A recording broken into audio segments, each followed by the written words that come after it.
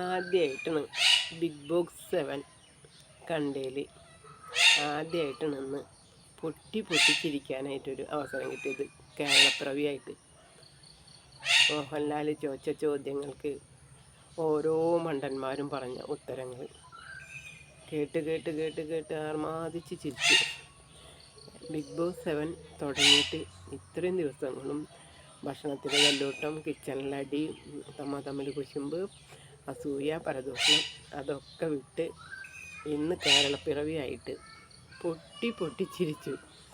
ചിരി അടക്കാൻ പറ്റിയിരുന്നില്ല. അതുപോലെ തന്നെ ഇന്നലെ നെവി എല്ലാ കൂട്ടുകാരുടെ ഇടയിൽ കിടന്ന് തമാശകൾ പറയുന്നതും അക്ബറിൻ്റെ തമാശയും ഈ ബിഗ് ബോസ് 7 ഉണ്ടായതിന് ശേഷം ആദ്യമായിട്ടാണ് ഇത്രയും ഹാപ്പി ആയിട്ടൊന്ന് ചിരിക്കാൻ പറ്റിയത്.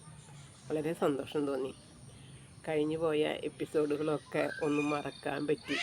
ഈ ഒരു തമാശയും ചിരിയും അവരുടെ കളിയൊക്കെ കണ്ടപ്പോൾ അങ്ങനെ ഇടയ്ക്കൊക്കെ ഒന്ന് നല്ലൊരു സന്തോഷത്തോടെ പോകുമ്പോൾ നമുക്ക് കാണാനും കാണികൾക്കും വളരെ സന്തോഷമായിട്ടുണ്ടായിരിക്കും. ഇതെന്നും നേരം എടുത്തു കഴിഞ്ഞ് കഴിഞ്ഞാൽ ഈ കിച്ചണിലെ തല്ലൂട്ടം, ഫുഡിൻ്റെ തല്ലൂട്ടം, അവർക്ക് കിട്ടിയില്ല, അവരെ കുശുമ്പ് ഇവരെ കുശുമ്പ്, പരദൂഷണം എല്ലാവരും അങ്ങനെയായിരുന്നു. അനീഷ് മാത്രമായിരിക്കൊന്നും പരദൂഷണം പറയാനായിട്ട് ഇന്നേ വരയ്ക്കും ഒരാളെ പറ്റിയിട്ട് അങ്ങനെ പരദൂഷണം പറയാനായിട്ടല്ലേ അല്ലേ.